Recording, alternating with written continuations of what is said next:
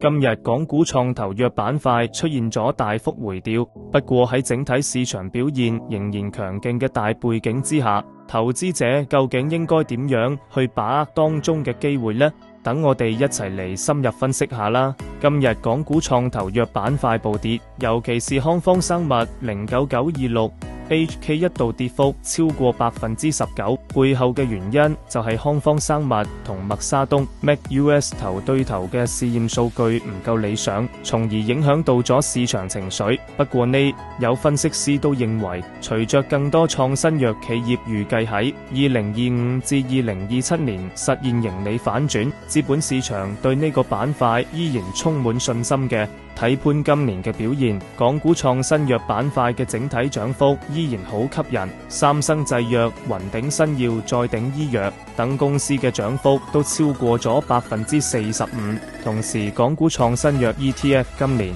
累計吸引資金超過20億元，成為資金流入嘅重點板塊之一。對於那些想深度挖掘投資機會嘅朋友嚟講，創新藥板塊嘅未來依然潛力無限，係時候為你嘅投資組合注入啲創新藥嘅強勁動力啦。如果你想了解更多投資資訊同精準嘅投資策略，歡迎隨時聯繫我哋，千祈唔好錯過下一個投資風口啊！